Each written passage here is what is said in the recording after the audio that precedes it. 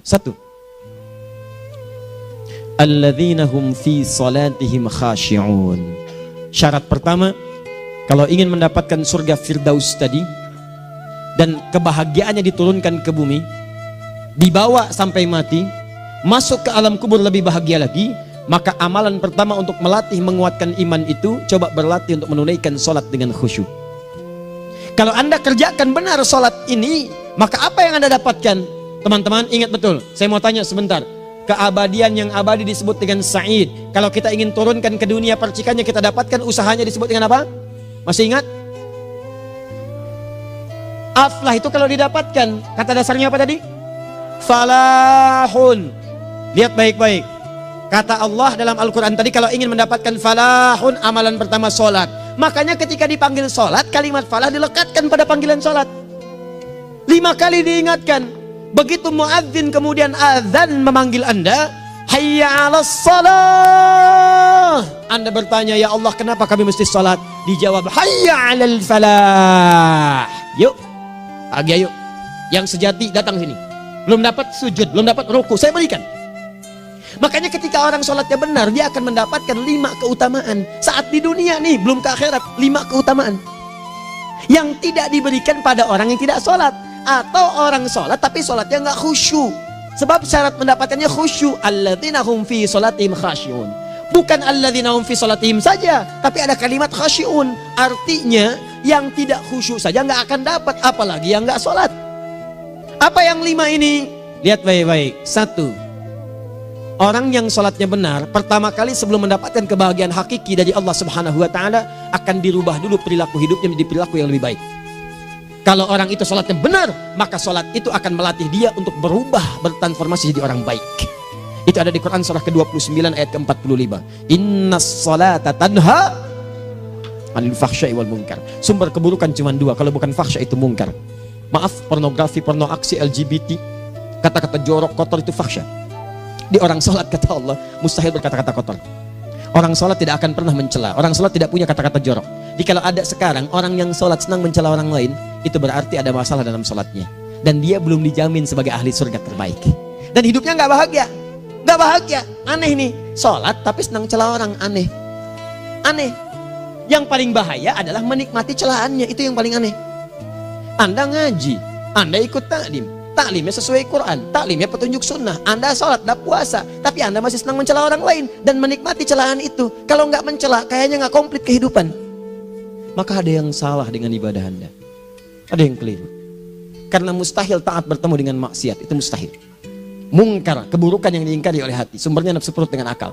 Bohong, mencuri, menipu, membunuh, merampok, membegal, mabuk dan sebagainya. Itu namanya mungkar. Orang sholat gak mungkin mengerjakan mungkar. Jadi kalau sholat kita benar, cukuplah Anda sholat, maka Anda akan jadi orang baik. Makanya kata Nabi, Anda punya anak dari kecil ajarin sholat. Sholat, kalau naik jadi balik, kerjakan terus. Kasih pelajaran membuat dia mengerti. Kalau masih susah, berikan pelajaran. Ini sering diterjemahkan dengan memukul. Mukul di Arab beda dengan konteks mukul sekarang. Mukul di Arab tuh ngasih pelajaran supaya ngerti. Anda bisa terjemahkan dengan konteks lain. Uang jajannya tahan, yang kesukaannya simpan dulu. Bisa dengan konteks kekinian, tapi poinnya, kenapa anak Anda dari kecil ajarin sholat, sampai kenalkan dengan masjid, ajari 3 tahun bawa ke masjid, kenalkan dengan masjid, gak ada masalah lari-lari itu sebelum waktu sholat. Kenalkan dulu.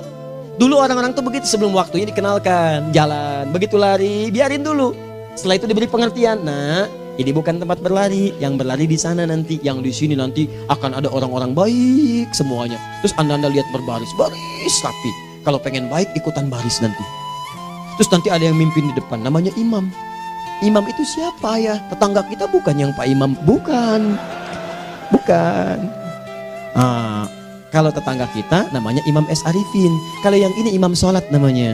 Imam sholat itu nanti akan pimpin menyembah Allah. Allah siapa ya? Allah itulah yang memberikan ayah rizki. Allah itu yang memberikan ayah rizki sehingga bisa beli tobot buat kakak, beli robokar poli, ini yang poli, ini yang embers, ini yang heli, ini dulu kakak semuanya tuh yang kasih Allah. Nanti kalau kakak bagus bisa ikut rapi di sini, Allah akan senang, akan ditambah lagi oleh Allah. Oh begitu ya, datang begitu caranya. Ini bukannya waktu sholat belum dikenalin tadi bawanya main-main di masjid. Bahkan ada yang agak repot lagi, di rumahnya susah diatur, dibilang, kamu ini susah diatur, main sana ke masjid, disuruh main, ya main di masjid. Yang salah bukan anaknya, orang tuanya. Apa rahasianya anak itu disuruh ke masjid, suruh sholat? Rahasianya, begitu anak itu sholat dengan baik, maka dia akan tumbuh jadi anak baik di kemudian hari. Itu maksudnya. Nah, sekarang saya agak bingung ini, pendidikan TK sekarang salah sih? Enggak, cuma saya agak bingung mikirnya. Ini anak belum diajarin sholat, udah diajarin manasik. Itu bagaimana cara berpikirnya Ferguson? Agak repot saya mikirnya tuh. Ya, walaupun salah sih enggak, cuma saya bingung gitu. Kenapa nggak dikerjakan tahap yang pertama dulu? Tangga itu kan berurutan, nggak bisa Anda lompat langsung ke 5. Kan 1, 2 belum terlewati. Jelas ya? Ah, ini gambarannya. Sholat nih. 1 pasti baik. Jadi kalau sekarang sholat, lisan belum baik, mata belum baik sampai ke kaki, berarti ada yang salah sholatnya tuh. Ada yang nggak tepat. Tangan sembarangan, snack orang ngambil. Awas. Tuh sendal orang, mau wudhu nggak ada sendal, pakai sendal orang. Udah bilang belum? Kehujanan pakai payung orang. Udah bilang belum? Ya kan gampang Ustaz. Ini kan juga mungkin diikhlaskan karena Allah. Ya ikhlas, cuman pakainya belum minjam. Bagaimana kalau sedang pegang payung itu keluar, Anda meninggal? Coba mikirin ke situ. Coba ke kantor. Kalau didorong proyek yang nggak jelas, minta tanda tangan, pikirin dulu bagaimana kalau meninggal. Kemarin saya sama teman-teman artis saya katakan begini, Anda ya, kalau Anda mengaji dengan saya, jangan pernah menerima peran maksiat. Walaupun itu sekedar adegan, tapi itu maksiat. Kalau bayangkan ketika Anda memerankan itu, Anda diwafatkan oleh Allah Subhanahu Wa Taala. Maka demi Allah saya katakan tidak ada faedahnya Anda ngaji sekarang, ngaji besok. Ketika Anda menerima peran itu, Anda wafat dalam keadaan bermaksiat di hadapan Allah Subhanahu Wa Taala. Maka saya pun katakan pada Anda, ayo belajar yang betul. Pahami, bangun sholat, belajar, dalami seperti orang tua kita dulu. Tinggalkan nyontek, budaya yang gak jelas. Rasakan ketika nyontek Anda wafat. Apa yang Anda dapatkan? Di Libya itu kalau nyontek, di Libya ya, saya pernah sekolah di Libya nih. Itu kalau nyontek di Libya aja dulu. Dan rekornya 100% ketahuan. Begitu sudah selesai, cuma jeda 2 jam, langsung ada panggilan. Si Fulan silahkan datang ke kantor. Apa yang disediakan di kantor sudah siap. Anda diberi waktu 2 jam dari sekarang, siapkan beres-beres koper Anda. Di sini tertulis Anda akan pulang. Tiketnya sudah lengkap, dikawal 2 orang. Dituliskan di situ anak ini nyontek gak boleh kembali ke sini. Libya. Gak ada zero tolerance bagi yang seperti itu, keluar. Kami gak terima di sini. Harusnya begitu. Gak ada faedahnya. Yang kita butuhkan amalan dari ilmu, bukan nilai-nilai itu sementara. Gak ada. Sudah. Nah ini akhirnya begini kualitasnya nih. Tertulis di ijazahnya bagus, cum laude, IPK-nya 4, tapi nggak ada aplikasinya. Yang pintar banyak, kita butuh yang baik, pintar yang baik. Sekarang yang pintar banyak, kepintarannya dipakai untuk nipu orang. Itu yang bahaya. Ahli hukum banyak yang dihukum. Ahli ekonomi tidak bisa mengangkat perekonomian. Apa yang salah? Apa yang salah? Ini yang jadi persoalan. Tapi dasar manusia begitu di sidang mulai pakai peci, pakai baju koko, pakai tasbih, ada yang pakai kerudung. Luar biasa. Nih 2. Orang kalau sholatnya benar, Allah akan berikan ketenangan dalam jiwanya. Tenang hatinya. Jangankan musibah kecil, musibah paling besar pun tenang aja dia. Tenang, dia paham rumusnya. Allahu Akbar. Turun Quran. Surah ke-13 ayat ke-28. Ala bidzikrillahi tatmainnul. Yakinkan pada dirimu zikir kepada Allah membuat hati tenang. Di antara turunan zikir amalannya adalah sholat. Dari mana taunya? Quran surah ke-20 ayat ke-14.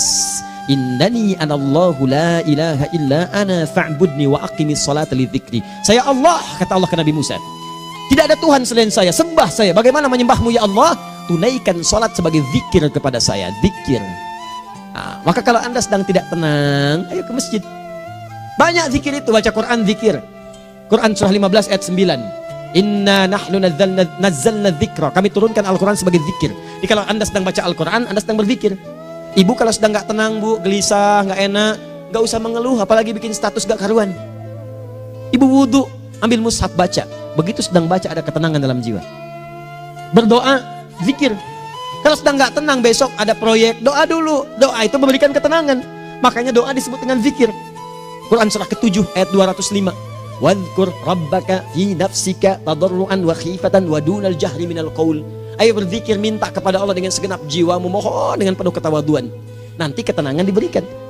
Menghafal Quran, baca itu zikir. Quran surah ke-54 ayat 17, 22, 32, 40. Walaqad yassarnal Qur'ana lidzikri fahal mim mudzakir. Menyebut nama Allah, Al-Asmaul Husna itu zikir. Sedang ada persoalan, ya Allah, ya Allah, ya Allah, ya Rahman, ya Rahim, ya Malik, ya Qudus, ya Allah, ya Allah, ya Allah, ya Allah. Zikir. Dalilnya Quran surah kedua ayat 152. Fadhkuruni azkurkum. Sebut namaku, zikir. Apapun akan mengingatmu. Gimana menyebutnya? Ditafsir di Quran surah 17. Ayat keberapa? 110. Qulidullah awid rahman ayyamma tad'u falahul asmaul husna. Sebut nama Allah. Itu menentramkan pada jiwa. Sedangkan sholat gabungan dari semua zikir tadi. Bukankah dalam sholat Anda baca Al-Quran? Bukankah dalam sholat Anda menghafal Al-Quran? Bukankah dalam sholat Anda berdoa? Bukankah dalam sholat Anda istighfar? Anda mohon digabungkan semua itu. Amalan sholat menggabungkan semua jenis zikir. Masa Anda nggak tenang juga? Makanya sholat, jangankan sholat ya, tempat sholat itu yang menenangkan.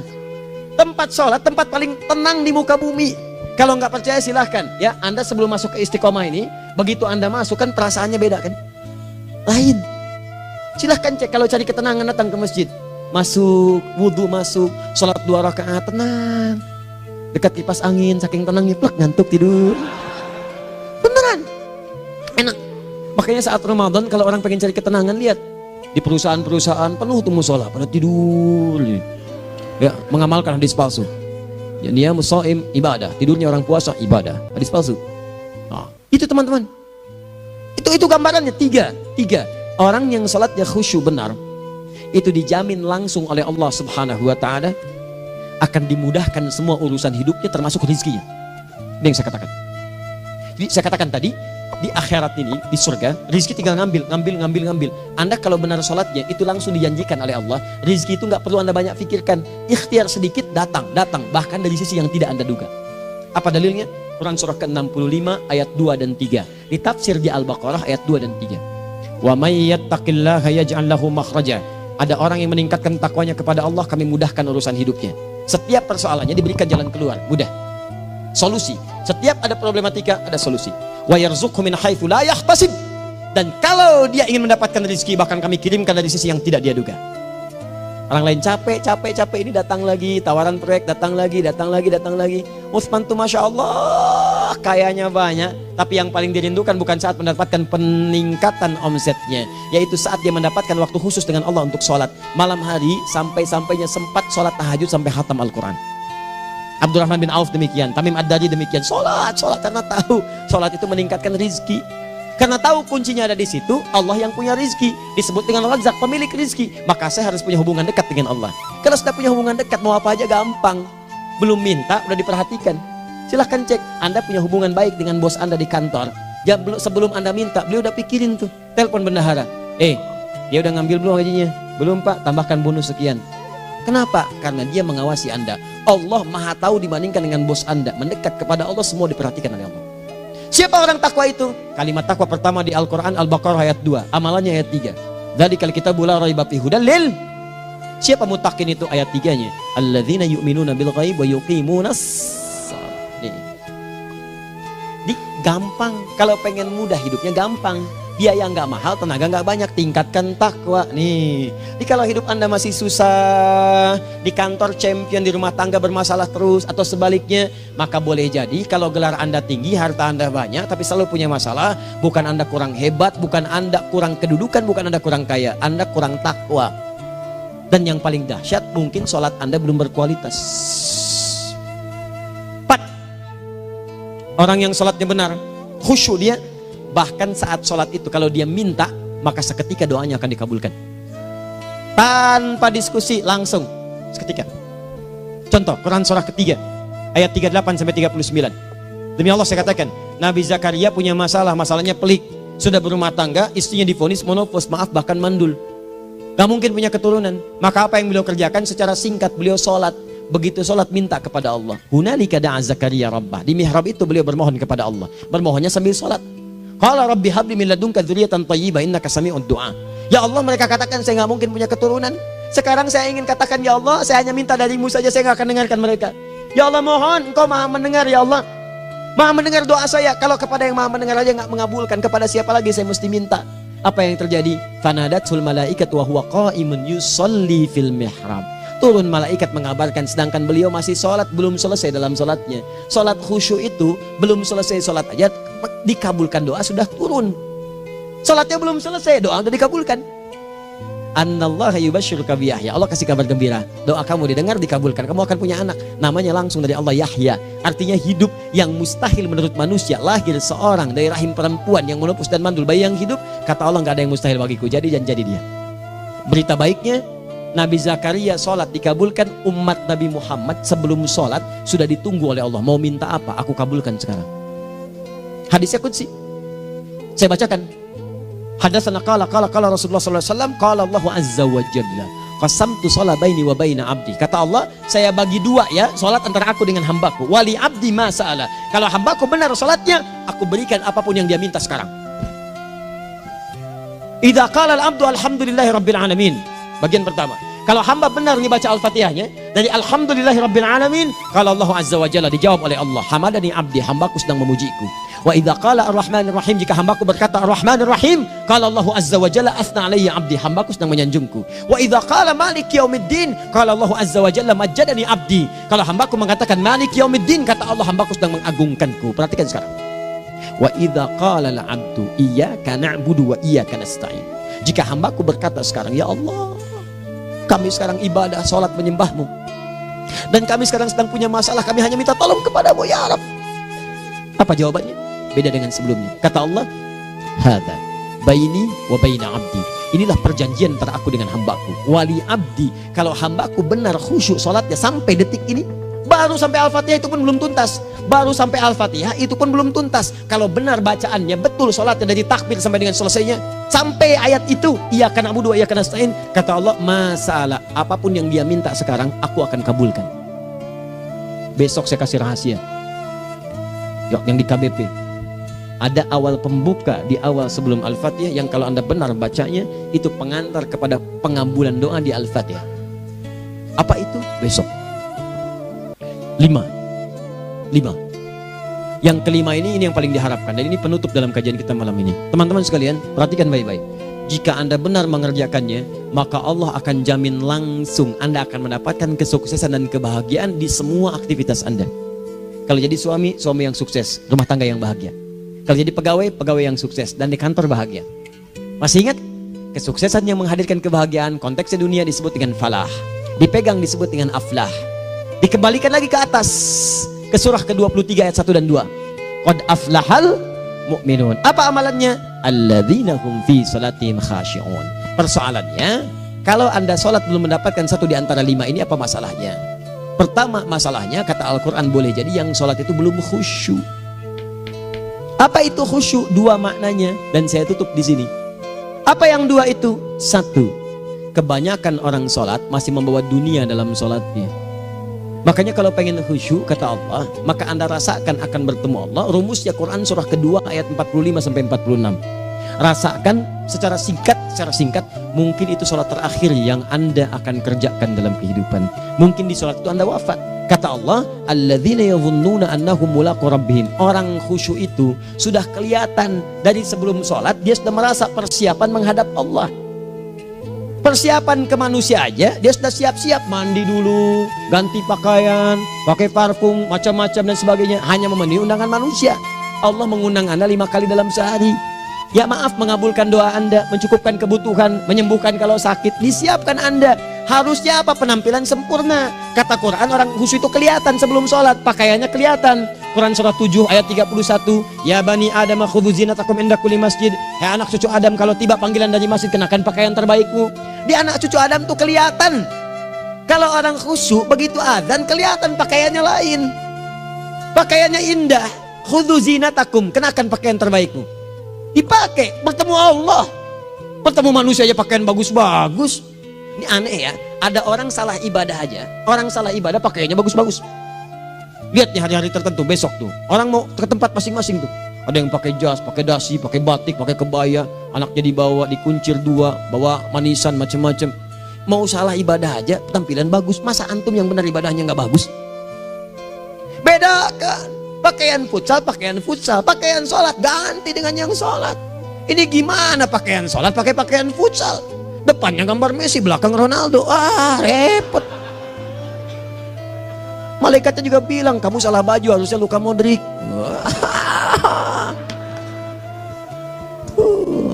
Hafal saya. Nah, yang mau tanya apa? Mourinho dipecat saya tahu. Lagi nganggur sekarang, ditawarin Benfica dia nggak terima. Sekarang jadi dia komentator di BeIN Sport. Nanti sebentar lagi dia akan komentar di laga Saudi dengan Qatar dan komentar laga Arsenal dengan Ipswich. Digantikan oleh Solskjaer. Dia super sub dulu. Ya, super sub. Ya, the baby assassin, ya pembunuh yang berwajah baby face. Masuknya di akhir-akhir, gol. Sekarang melatih dia 5 kali kemenangan, belum kalah sama sekali. Saya hafal itu. Tapi masih di urutan ke-6, tapi jaraknya ke yang keempat itu tinggal 3 poin lagi. Hafal saya. Liverpool tahu cuma 4 poin sekarang bedanya, kemarin 7 kalah 2-1 sama Manchester City. Walaupun banyak analisis yang menyebutkan mungkin itu diberikan saja gitu kan, karena ada yang lain-lain. Hafal kedua Manchester City. Hafal saya. Ayo mau tanya apa lagi? Tottenham Hotspur ke bawahnya, ada Chelsea, ada Arsenal, baru kemudian Manchester United. Liga Italia, wah udah gak kekejar Juventus. Ya, apa lagi? Dan seterusnya lah. Gak ada ujungnya bahas yang begituan. Jelas ya? Maksud saya, Anda tanya itu saya jawab. Tapi tidak menghilangkan ibadah kita yang lain. Dan apa ruginya? Ya tahajud dah. Apa yang bisa dikerjakan besok, lihat besok. Ya kan tahajud kan bisa besok. Ada orang tahajud jam 10 pagi? Gak ada. Lebih baik Anda kerjakan malam tahajud. Yang tidak bisa dilihat malam bisa dilihat besok. Cara berpikirnya bagaimana kalau besok meninggal? Gak kesampaian teman-teman sekalian. Gak kesampaian. Nah maka dari itu, Anda kalau mau ada panggilan sholat, siap-siap baju yang bagus. Itu sempurnakan. Anda panggilan orang mandi. Panggilan Allah, buka Quran surah 5 ayat 6. Sempurnakan wudhu. Ya ayyuhalladzina amanu idza qumtum ila shalah faghsilu wujuhakum. Wudhu yang baik. Berpakaian yang rapi. Kenapa? Karena boleh jadi saat dipanggil Anda wafat saat itu. Maka wafat Anda dalam keadaan yang suci, dengan keadaan tobat, dengan pakaian terindah pada saat itu. Yang kedua, maaf, orang-orang kurang khusyuk itu saya tutup. Yang kedua itu karena kebanyakan orang sholat tidak paham, tidak mengerti apa yang dibaca dan dilakukan dalam sholatnya.